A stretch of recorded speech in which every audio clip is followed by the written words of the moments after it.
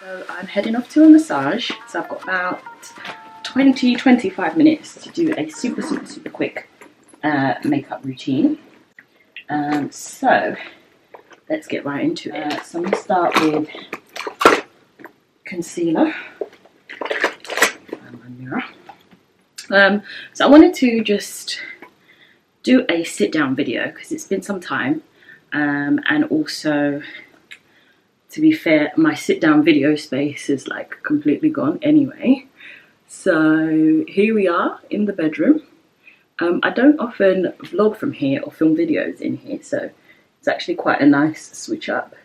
I'm just using the what's it called, LA Girl Pro Conceal in the shade Fawn for my brows, and I'm going to use this to conceal under my eyes. This is a super light makeup routine because obviously, as I think I've mentioned, mum brain, I'm getting a massage today, so I don't want to go too heavy.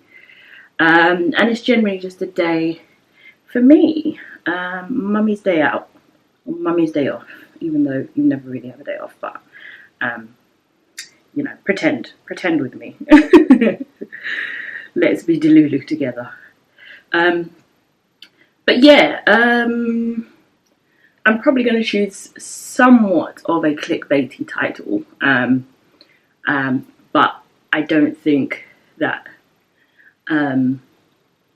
the extremity of the title is 100%, you know, I agree with, but you know, got to feed the algorithm.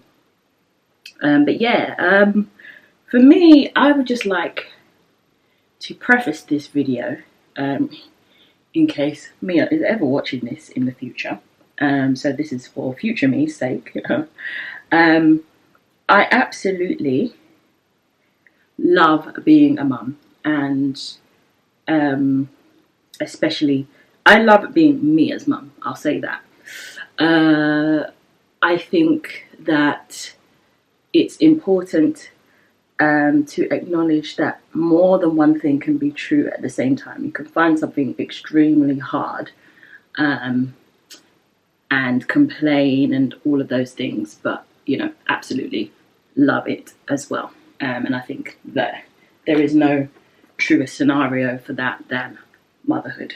Oof, the lighting in here is not amazing. It's very overcast today. But excuse me. But yeah, I would just like to talk about how difficult I have found motherhood, and how I feel like there's probably a lot of people who are not being honest enough about how difficult they also find it. I will say, in the months leading up to Mia's conception, I was very broody, and therefore my Instagram algorithm completely changed to videos of babies and, you know, mum influencers and family influencers and all of the things that you can imagine. Like, I was liking all of that content and I was being fed it. Instagram is very good at that. What I didn't see, in fact, was anyone really talking about the harsh reality of motherhood, parenthood, specifically motherhood, and you know, really being honest about actually how it's nothing like Instagram. Instagram influencers make you believe. Well, at least that's been my experience anyway. And because I've babysat my siblings, I really kind of thought that, you know, I don't think it would be easy, don't get me wrong, especially the newborn phase, but I thought that I would sort of take to it and get on with it and not find it especially as hard as I did. I didn't want to use this powder here. I'm just using my Laura Mercier pressed powder in the brown, it's the translucent setting powder, but it's not translucent, it's in the brown shade. It's translucent for us black girls. But yeah, I thought, yeah, you know, you've babysat your siblings, like, it's all good. It's going to be, you've done this before, you know what you're doing. But in fact, I didn't. And I'll be honest, I think in the first 3 to 4 weeks with Mia, I think the baby blues hit me for sure. I think it was the shock to the system of realizing that this is really a 24/7 job and nobody's coming to help. Like, and that's an exaggeration because people did come to help. In fact, both of our mums came to help us out in those first couple of weeks. But obviously, when you are sort of trying to breastfeed and, you know, it's a newborn and they kind of sort of want to be, you kind of want to like build that bond. It's like the grandparents or whoever's helping you out isn't going to do the night shift. That's on you, as it should be, in my view anyway. Especially if you're, you know, kind of trying to bond with baby, you're trying to get your breast milk supply going. You kind of want to have that baby with you at night so you can sort of be waking up and when they do and trying to get those night feeds going. So yeah, I didn't realize how 24/7 it was. I think I also didn't realize how much of a shock to the system it would be once all the help leaves and you're now like, it's all you. And there's other stuff in the house that needs doing, especially if you're a clean freak like I am. You still kind of want to maintain some element of of order in the house because, one, for me, like, it really helps with my mindset and my mental state. And then, you know, you need to eat as well. And that was very hard to do once the lovely grandmas had gone and no one was like cooking meals for us, or, you know, taking the baby for a bit so we could shower and things like that. Like, just simple stuff, simple everyday stuff that you don't think, oh, I might not have time to do this. But, you know, all of that really hit me kind of in one go. And I think where my breast milk supply really struggled to keep up with Mia's appetite, I possibly wasn't getting in the bonding that I could have, that possibly would have made a difference. And where the grandmas were like super, super helpful, and like sending me off to like get some sleep and stuff, I feel like I maybe did that a bit too much or more than I would have wanted to, and therefore the bonding element really came a bit later, because then I actually had like dedicated time with her, uninterrupted time with her, I should say. So I'm obviously grateful that they were able to come and help us out, because I don't know how we would have done it. We would have done it, you kind of have to, but at the same time I feel like it delayed a lot of that initial like newborn bubble that they talk about, or the baby bubble, which I don't think we got to until they had left, and by then I feel like I was too into like the depths of whatever I was experiencing emotionally to really enjoy that newborn phase. So all that to say, I don't think I really enjoyed the newborn phase at all. It's not a bubble, it's a whirlwind. So there's that.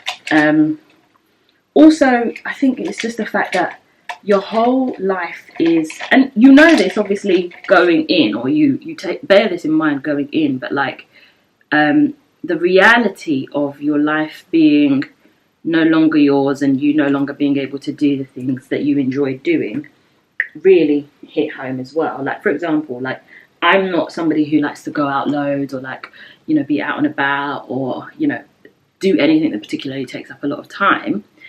So I thought I'd be fine. But I am somebody that loves TV and loves a good show and loves to like, I always like get onto Dan because he like talks through my show. So I like to watch them when he's not around.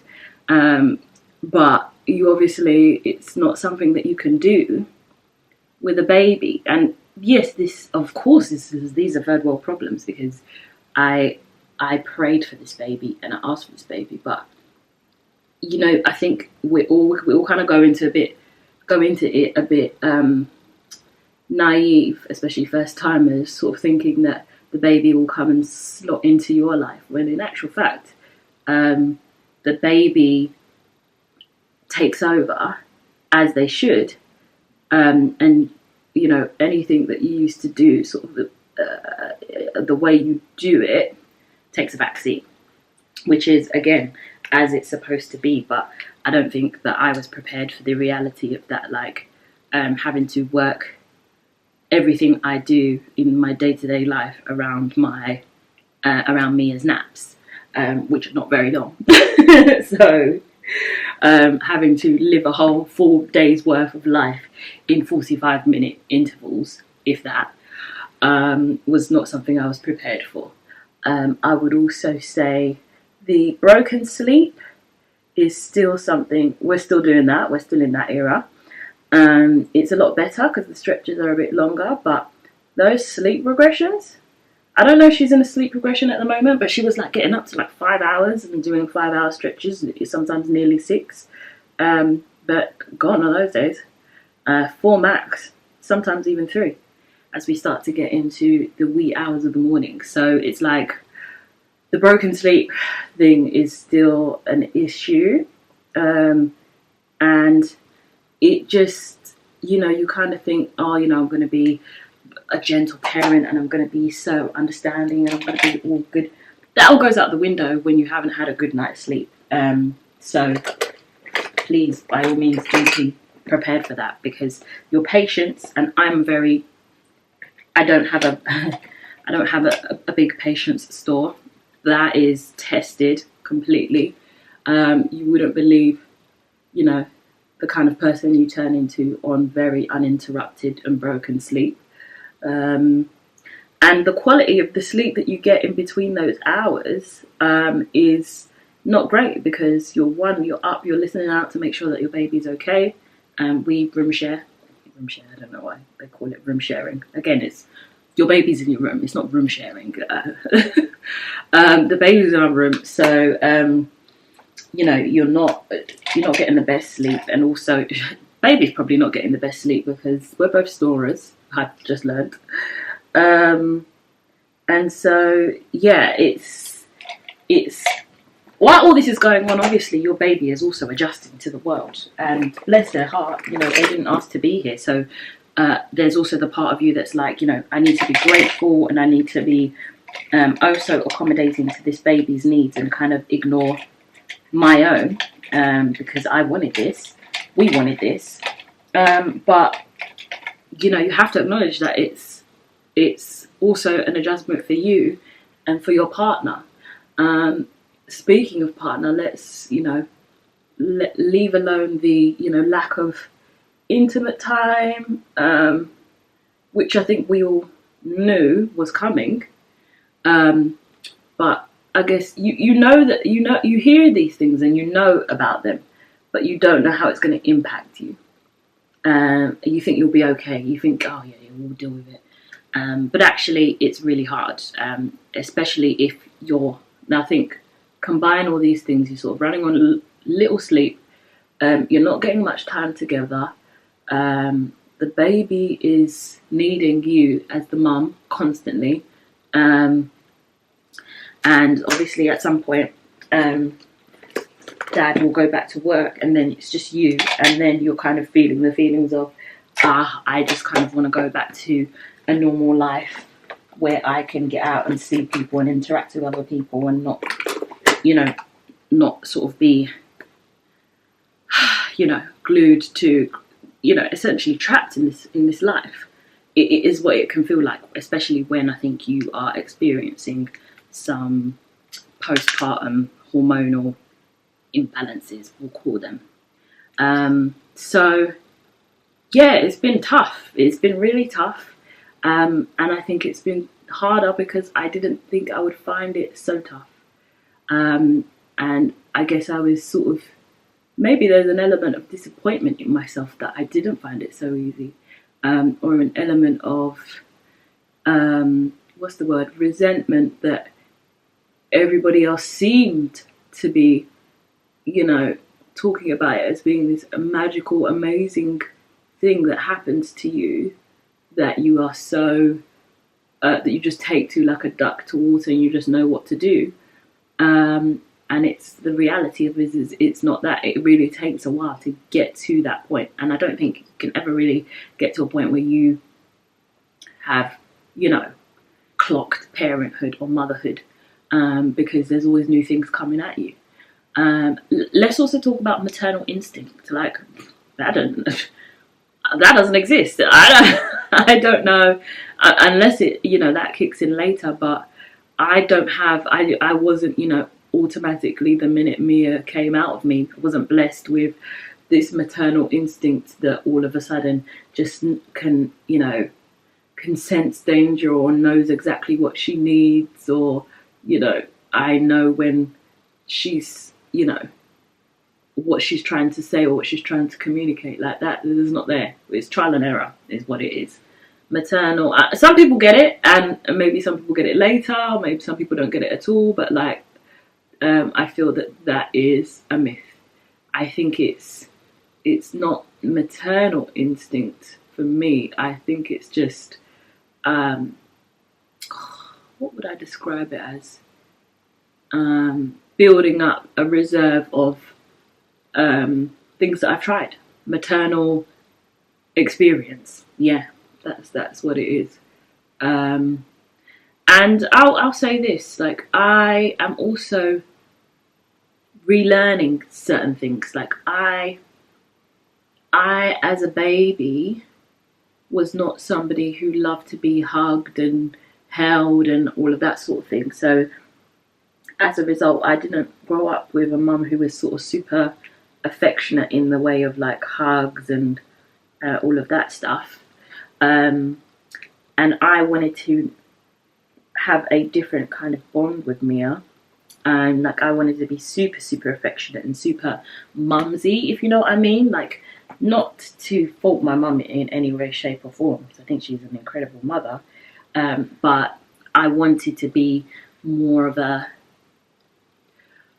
like the mums I saw kind of growing up on TV, who are like super, super huggy and affectionate and, you know, very much like, I don't want to say all about their kids, but like, because I also want to have a life outside of my baby, but like, I just want to be more mumsy.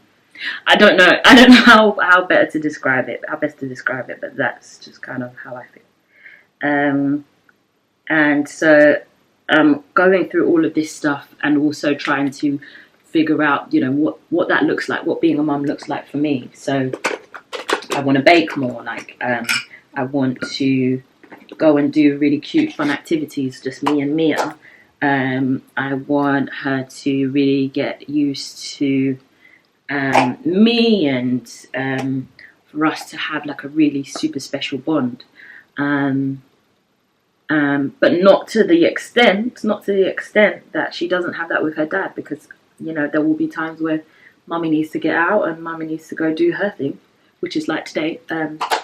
Mia and Dan have gone off for the day to spend the day together, and I love that. I love that he is able to take that on and give me some time for myself. So I'm super appreciative of the situation that I'm in. But yeah, obviously it's been something that we've grown into for sure. Yeah, I guess all this to say, like, motherhood is absolutely not what I expected, and I was not prepared. But what I will say is you adjust, and also there's no way that anyone could really warn you about this, because everyone's experience is so different. Like, I know people who are like, you know, they found it a breeze. Breastfeeding was a breeze. Birth was a breeze. Recovery was a breeze. Emotionally, you know, that was all very straightforward, and more power to them. And that's why those people go on to have more kids. And I won't be.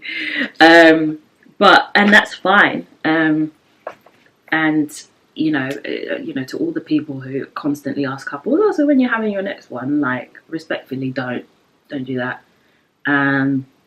you don't know what people's experience is like with the first, and whether or not they actually want to go ahead and roll the dice again. So yeah, it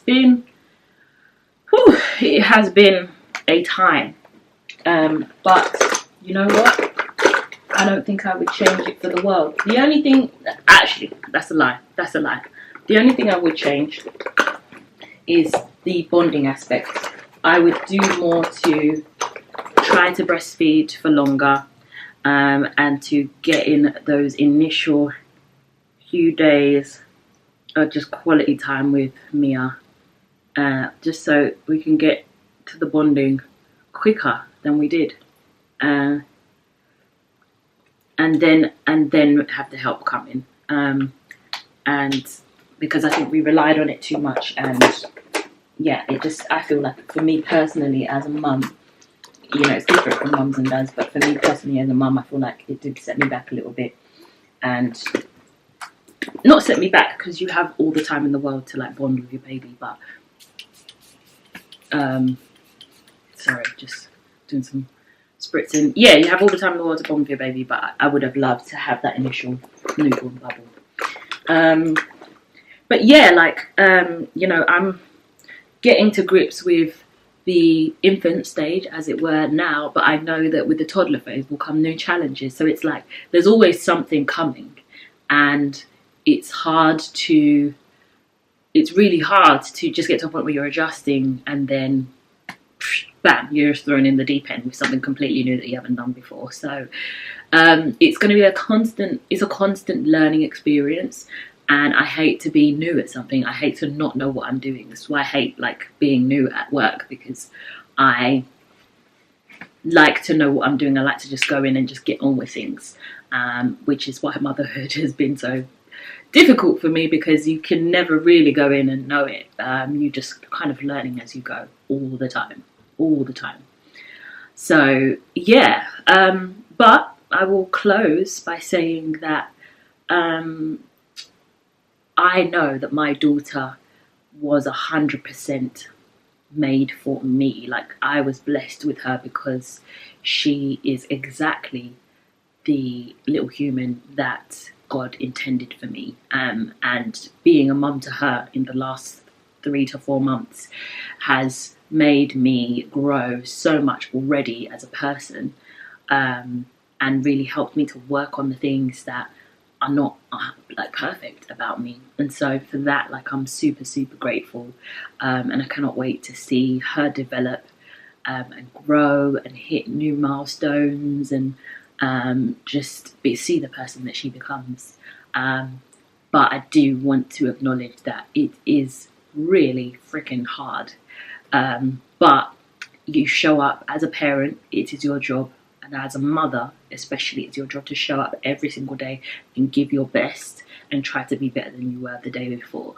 And yeah, I think, but I think it's important to acknowledge how hard that is to do sometimes. So I think what I'd like to do is find some resources, and link them in the description box below, that are, you know, kind of tailored to people who have finding, I don't know who's going to find this video, but if you're having a hard time with it, like I definitely was, you know, you can kind of check out the links in the description, and hopefully you find some resources or some advice or some guidance, that can help you get through the really tough bits, like the crying, the sleep deprivation, the feeding challenges, boundary setting, you know, issues in the issues or the challenges that presents in your relationship. Like, I'll try and find a bunch of different links in the description box below, and I really hope that they help you, because this is, you know, it's a battle, and it's a journey, and it's a